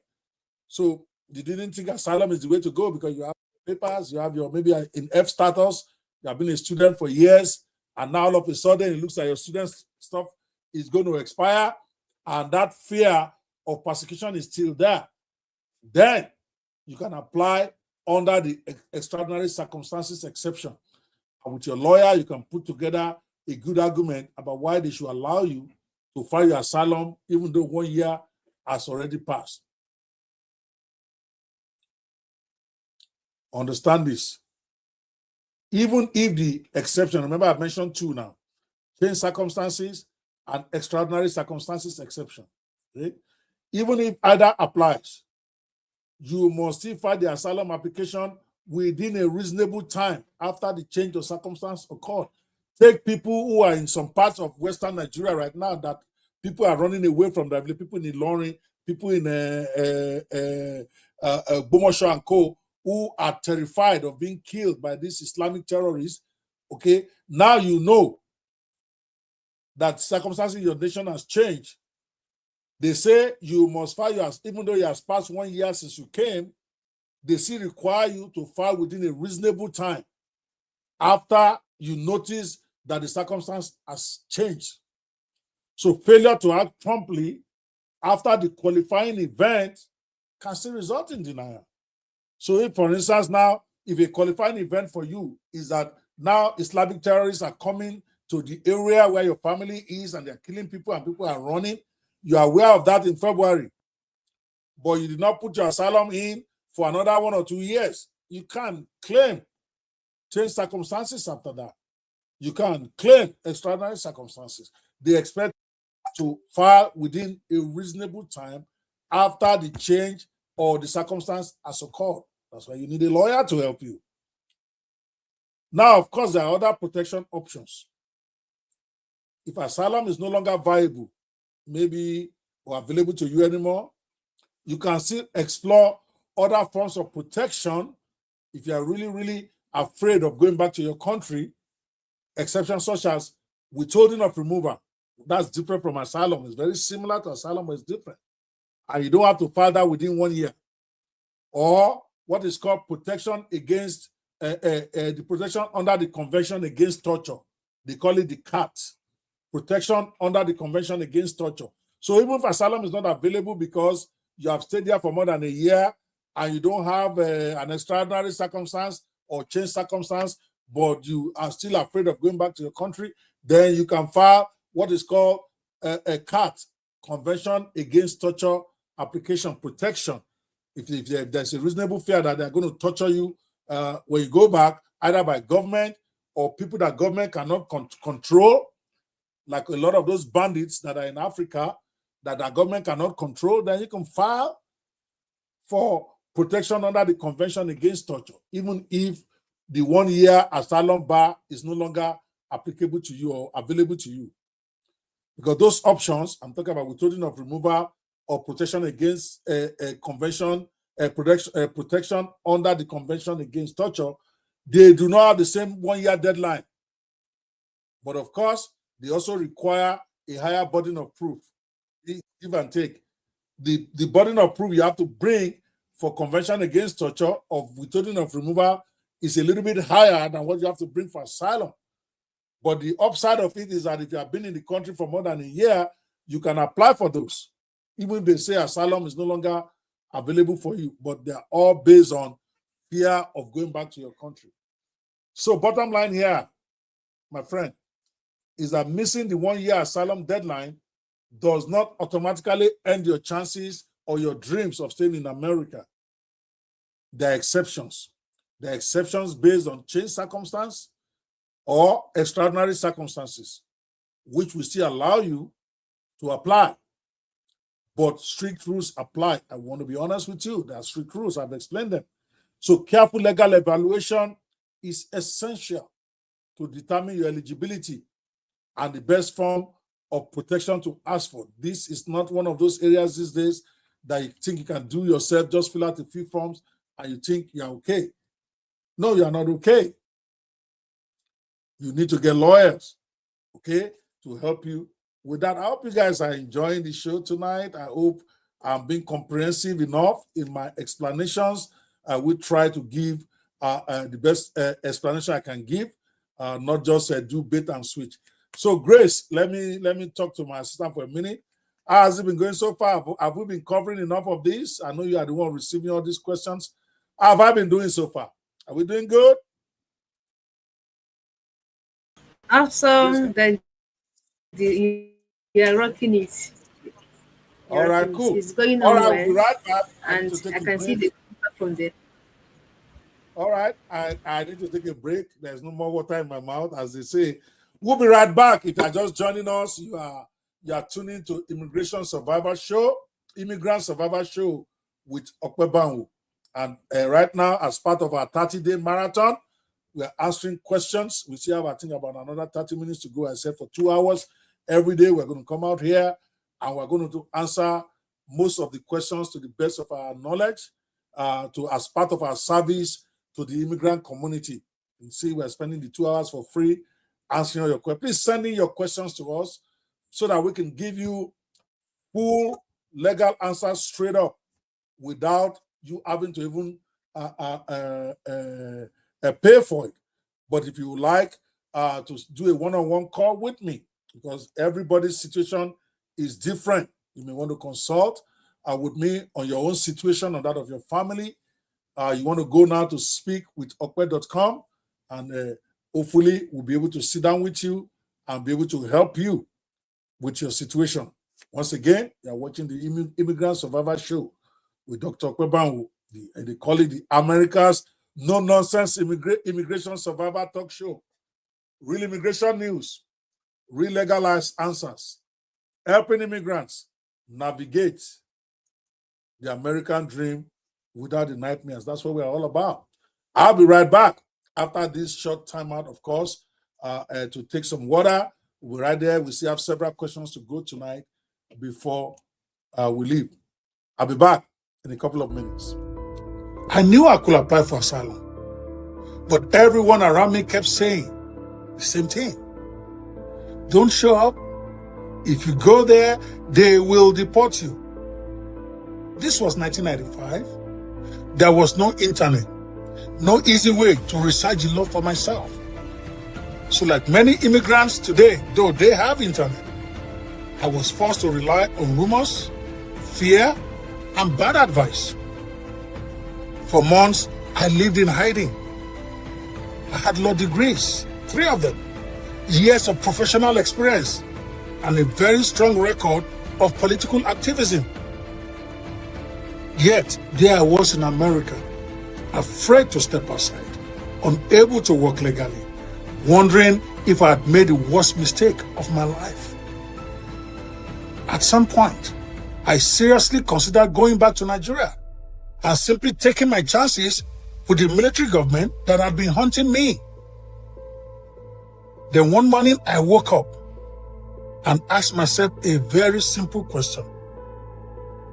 Ope, are you going to live the rest of your life in fear? There and then, I decided that whatever will happen, I will face it. So I went to the immigration office in downtown New York and asked for the asylum application. 2 weeks later, I received a letter summoning me for an immigration interview. Pandemonium broke out. Everyone around me told me not to go. Yes, everybody was afraid for me. They begged me not to go. They said it was a trap. But I'd made up my mind. I'd made my decision. So I showed up. I told my story. I showed the asylum officer the newspaper articles documenting my persecution and the wanted notices that soldiers had posted on my door back home that my wife had graciously sent to me by courier before the interview. A few weeks later, after that interview, I received a letter in the mail. My asylum had been granted. Overnight, my life changed from fear to hope. Suddenly, the same people who had warned me not to go were now asking me to help them fill out their immigration papers. All right. I thought that was an excerpt from my own story. For those of you who might be wondering, where was that excerpt from? You want to go to banwolaw.net and you can get the full story about why I came. Your story is my story. For many of you, I also came in here confused. Many of you know my story, know my encounter with the Babangida government, how I was almost killed. I was arrested, and there was a lot of stuff about it on the news. I was headlined in Lagos for like a week. This was 1992. And when I came in here, I was battered emotionally. But here I am today because people who don't know anything. They were telling me to run away. But I went and I confronted, and here we are. So if you have a situation, you want to look for a lawyer that can help you, yes, I'll love to represent you, but you necessarily don't have to use me. There are plenty of good lawyers out there. Whichever state you are watching this from, yeah, we represent people nationally, but you don't really have to use me if you feel that maybe my services are expensive, or you're not in Dallas area and you're not in Nebraska or any of the states that we operate in. Get a good lawyer. Don't be afraid. America is really not as bad as people are telling you it is. You just need to be prepared. And when you are prepared, you can win. Now, Grace is looking at me. It's like, yeah, I know that. But let's keep this going. Grace, thank you so much. Can you hear me put in the next set of questions? And let's get this show on the road. I want to appreciate those of you who are joining us live from Dallas, from New York, from California. I see you, Houston. You know, I see you. I appreciate you. Put your questions out there. We are doing the Immigrant Survival Marathon this whole month of June. That's what we're doing. Every day, we're going to come out for 2 hours. We're going to take your questions. We're going to interact with you, all for free, just to educate. I believe in education and empowerment. And we're going to talk about a lot of things. Sometimes we even talk about outside immigration. For instance, a day is going to come, we're going to talk about building credit in America. A lot of us come in here, we don't know what credit means, how to create credit, how to build credit. Meanwhile, credit is your life in America. And many of us waste the first few years of our lives without understanding the power and the importance of building credit. So we're going to be talking about stuff that affect immigrants, stuff that interest immigrants, those who are here and those who are going to be coming. I almost forgot this.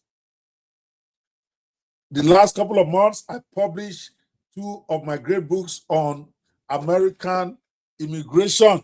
I love that. This one is Immigrant Status Survivor Guide. Immigrant Status Survivor Guide is live on Amazon and Barnes & Noble as we speak. And then there's the next one, USA Immigration Q&A Handbook. This is the comprehensive questions and answers, handbook for visas, work permits, green cards, and citizenship. It has, I took my time here, it has over 250 questions about everything you'd like to know about USA immigration. And I want to give this away free all month long for everyone that booked an appointment with us. This is a $49.99 book. You're going to see it on Amazon and Barnes & Noble. And then this one is $37.99. The Immigrant Status Survivor Guide, how to protect your legal status, avoid costly mistakes, and stay lawfully in America. Of course, you can buy it online. It's available online right now.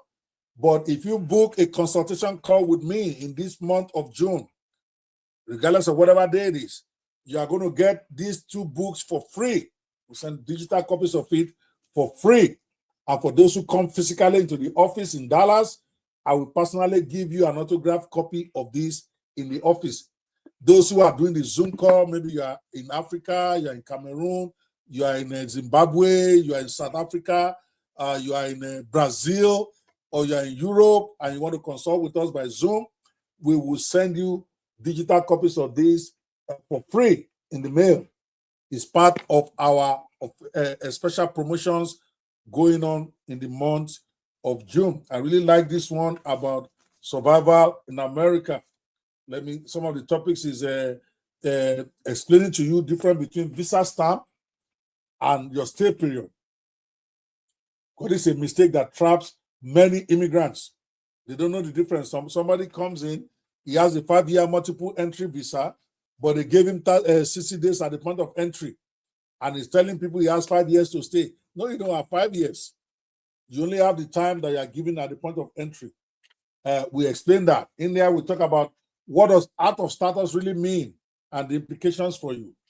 Very, very educative book where you talk about change of address.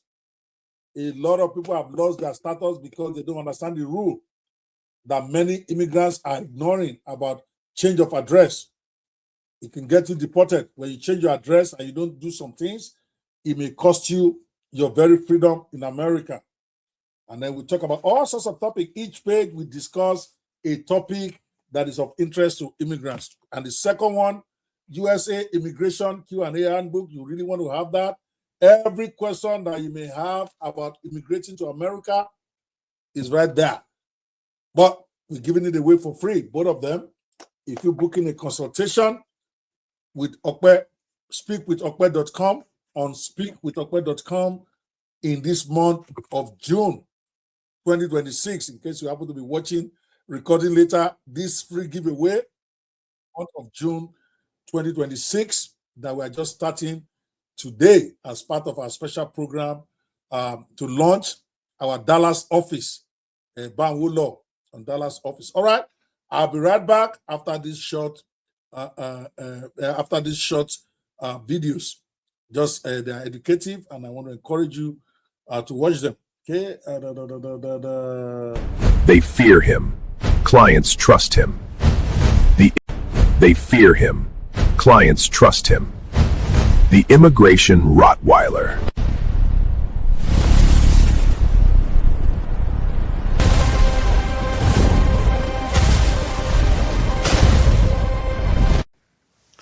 Let me warn you about one letter from immigration that has destroyed thousands of immigration cases in America. It is called an RFE, a request for evidence. When immigration sends you an RFE, it means immigration officers believe something important is missing from your case. Maybe documents are incomplete, maybe your evidence is weak, maybe they suspect something is wrong, and these days, maybe they just wanted to explain some more. And here's the danger. If you respond incorrectly or miss the deadline, your case can be denied immediately. No second chances. At Banwo Law, we see this problem all the time. People file immigration cases themselves, or they rely on bad advice from people who don't even have papers. Then they panic when an RFE arrives. But the truth is, an RFE can often be fixed if you respond the right way with the right immigration lawyer. So if immigration has sent you an RFE today, do not guess. Call Banwo Law today at 888-215-5054. Book session now at speakwithope.com. They fear him. Clients trust him. The Immigration Rottweiler.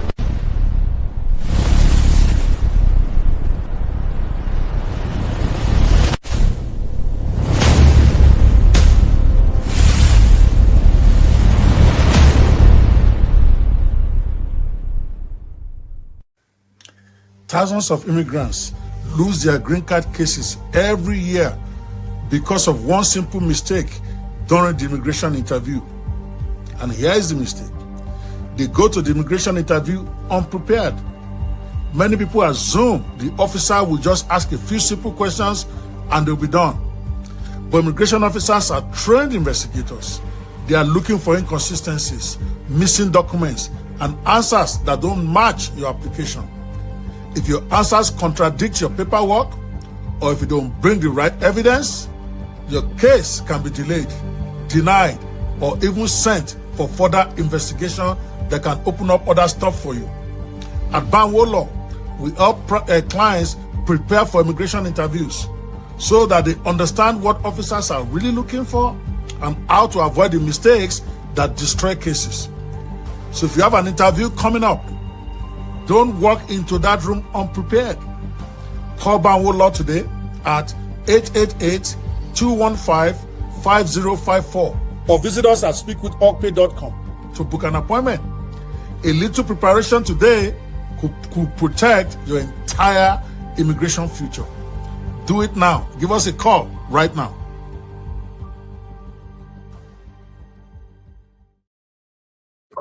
All righty. Hopefully you enjoyed. That's a short video. We felt that short educative videos actually will come in more handy than my long talk. All right, let's go back we still have like 16 more minutes to take a few more questions before we wrap up for tonight on day one of the 30-day marathon immigrant survival program that we're doing to launch our office in the Dallas metropolis. Here is the next question. While waiting for my green card application to be approved, is it safe for me to travel outside the US? And what risk should I consider when I do that? I tell people that straight up that it is not safe to travel outside the US while your green card application is pending, unless you have proper travel authorization. Because when you travel while your application is pending, you are considered to have abandoned that application. Leaving the US without permission has serious consequences. Like I said, abandoning your application, even if you have papers to travel now, I encourage people, do not travel until your green card is in your hand. Let me give you the general rule. When a green card application is pending in the US, applicants are generally required to remain in the country unless they obtain advance parole. Advance parole, which is like the official travel document that the USCIS gives you. That's immigration. I like to call them immigration, just in case for those who don't know all these acronyms that immigration gives you. Without it, departing from the US is treated as an abandonment of your application. I've had plenty of clients who are impatient, maybe because they have jobs in their country, maybe they're trying to adjust to green card through their children or whatever, but now it's dragging for them to get their green card here while they are filed and they just want to go home. And I keep telling them, when you go home, you have abandoned your application and you have to start over. So if you're not sure you're going to stay until your application is approved, maybe you shouldn't start. Yes, advance parole is good because it allows somebody who has applied for change of status to travel internationally and to return to the US while their case is still pending. Normally, you request that using from I-131, but approval is not guaranteed. It's not guaranteed that they're going to approve it. Even when they approve it, you don't want to get caught up at the point of entry with some immigration enforcement officer who start asking funny questions. So, to directly to your question, traveling outside the country without advance parole can result in automatic denial of the pending green card application straight up. I don't know how to tell you in a better way. And you may also face difficulties re-entering the US, especially if you have prior immigration violations, such as like overstay. You have overstayed your visa before, or you made an unlawful entry, or maybe you have a small criminal case on the side, like DUI or something. Coming back, even with an advance parole, can then become a problem. In some cases, you will get an advance parole, but when you are coming back, they will tell you that you have a re-entry bar. Let's say you have been illegal in the country for more than 1 year. You know, when you come out, when you go out, you can't come back for 10 years. The fact that they gave you advance parole does not waive that. Advance parole is just permission for you to travel out. But if you have been illegal for more than 1 year, or if it is less than 1 year but more than 6 months, that's a 3-year bar. If it is less than 1 year but more than 6 months, that's 3 years that you can't come back. If it is more than 1 year, that's a 10-year bar. And that applies whether you have advance parole or not. Advance parole is just to travel. Coming back is a whole different matter. You are going to then need a waiver. So many people have got stuck like that because they took advance parole as if that's permission to go and come, but it's just a permission to go. Your coming without parole is still dependent on other laws that may be kicked in just because you travel out. So don't do it without talking to a competent immigration attorney. explaining all your circumstances to the person so that they can advise you properly. Some of us have to travel when we have our application pending, no matter what, because maybe somebody died in your country and you have to go attend to the burial, or there's something major happening in your family that you really have to be there. But don't just rush out without talking to a lawyer. I have a guy who has been here for 7 years.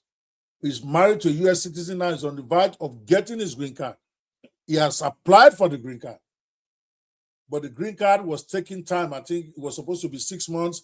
I think this time it was like 3 to 6 months. This time I think it was like the 7th month. And then somebody died in his country at home.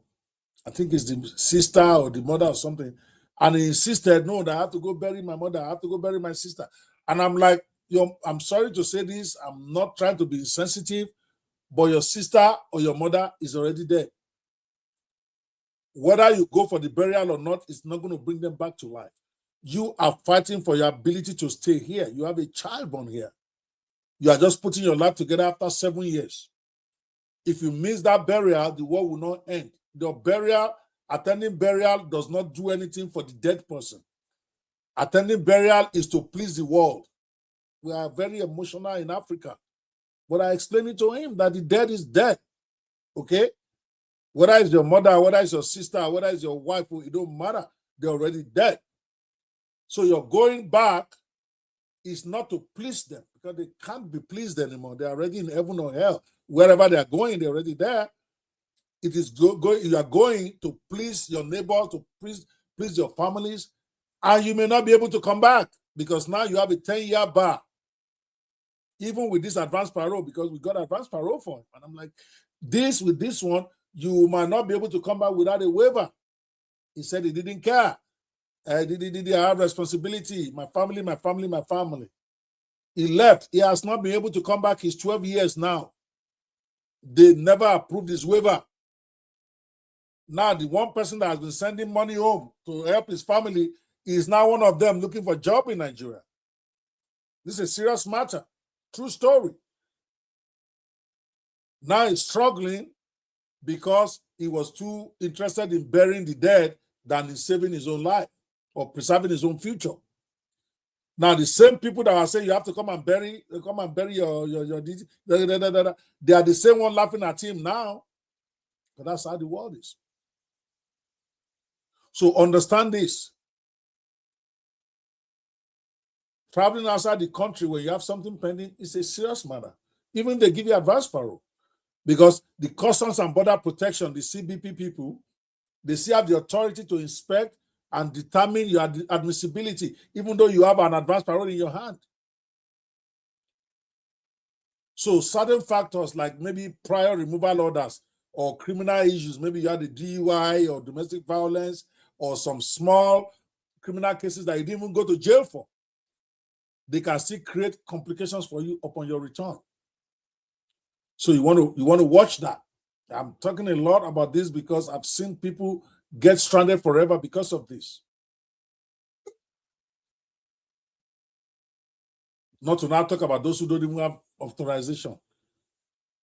That one is even worse. Your application is abandoned and problems for you when you're coming back.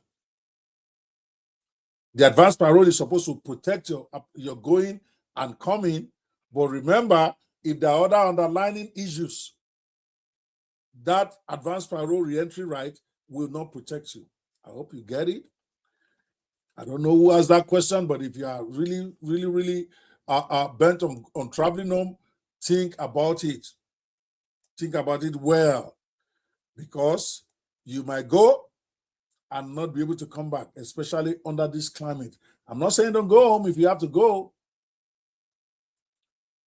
but consider it well. Sit down with a competent lawyer and make sure you weigh all the facts and make sure they advise you right, and then you decide based on that.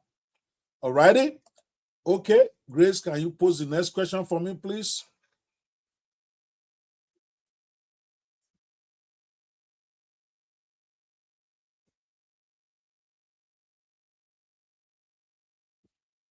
Okay. If I accidentally miss my immigration court hearing, what immediate consequences could I face? And is there any way to correct that mistake?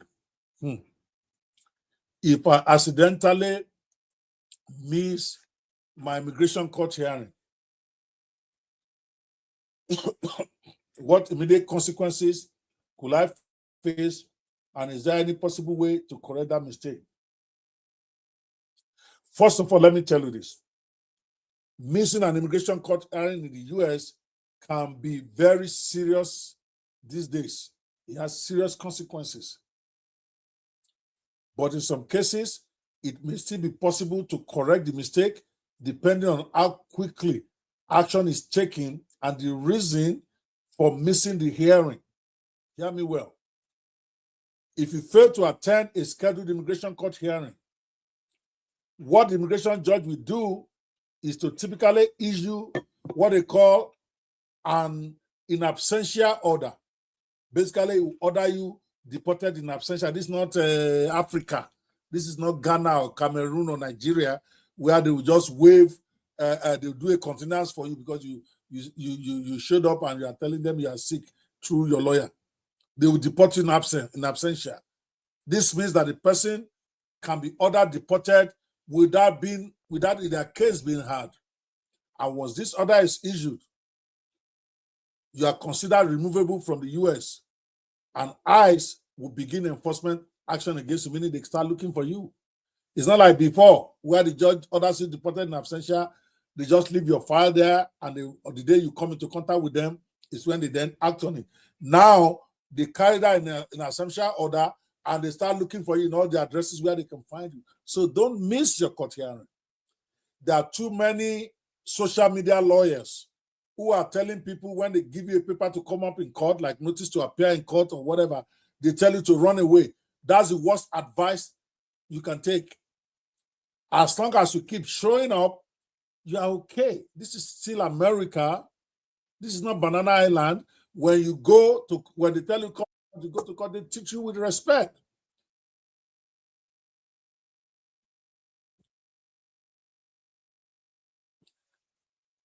So if you miss court, in addition to the in absentia order that the judge can issue, missing court can severely damage future immigration opportunities for you. It will also make it more difficult to reopen your case later unless strong grounds are proven. Of course, in some situations, it is possible to reopen the case and cancel the in absentia order if there are circumstances that warrant it. And you can do this by filing a motion to reopen with the immigration court.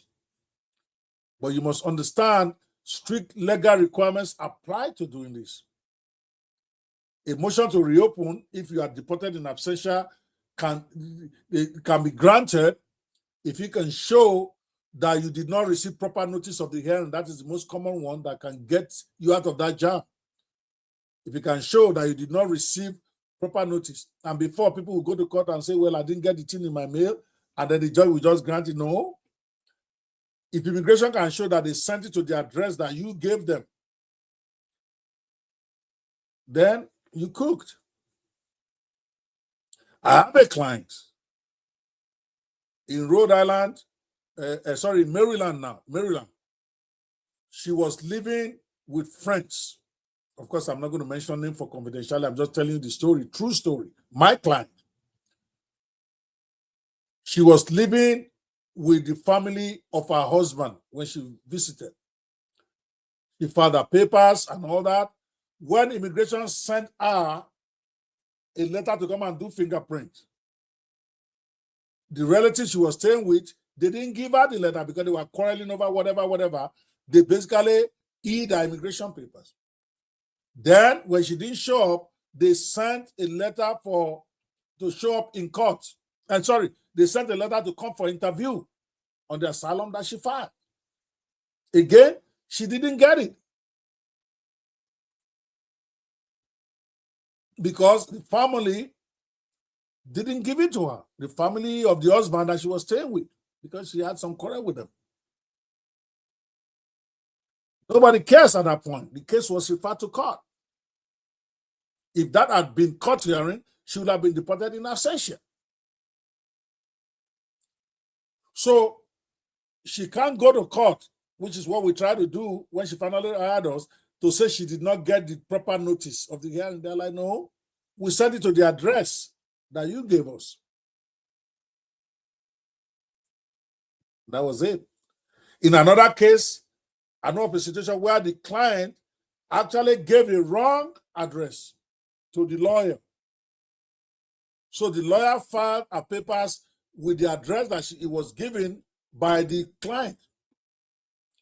And then when they sent notices to her, the notices bounced back. And then a special order comes. Now she's crying. But the point was, you gave the address. They sent the document to the address 1 time, 2 times, 3 times. So you can't claim you didn't get it. So don't just assume that you can go and tell that lie and say they will get, you have to be careful here. They may grant a motion to reopen if you can show good faith that I never got the hearing, the proper notice. Maybe they sent it to the wrong address, or maybe whatever. Or there are some exceptional circumstances that prevented you from showing up. Maybe you are sick, like serious, maybe you are in a hospital, emergency situation, or you had other unavoidable event. Maybe your child was sick and you have to be in the hospital with your child. There has to be genuine, exceptional circumstances like that, and you have to bring proof. And then also the request to cancel that in absentia order must be filed within a limited time period. Again, that also has exceptions to that limited time period. But you must understand the importance of timing. The importance of timing. The sooner a motion is filed after missing your hearing, the better your chances of success. You better run to a lawyer quickly if it happens. Delays can make it harder to reopen the case and may also allow ICE to start looking for you over the place. So, to summarize for you in your question, missing an immigration hearing can result in automatic deportation, and many times that's what is going to happen. But it may still be possible to reopen the case under certain conditions. But know this, immediate legal action is critical. And you must be able to demonstrate lack of reception of notice, exceptional circumstances, in order to correct this mistake, and you should use a professional. This is not the kind of thing you write one day, half a page thing on your own and you send to immigration court, not anymore. So it is very important for you to understand that going to court is critical. When they tell you going for immigration interview, when I had my own immigration interview, I'm talking about over 30 years now, people were telling me not to go. All those social media people that are advising you, they will put you in trouble. Get a real lawyer to talk about your specific situation so that way you will know whether that is something to do or not do. Alrighty, let's look at I think we are out of time. It's actually 2 hours. Well, I want to appreciate every one of you for joining us tonight. I promised my crew that we're not going to be staying much longer than the 2 hours that we projected. And we are just gone 2 minutes over the 2 hours. I appreciate your coming here. That is all the questions we can take tonight.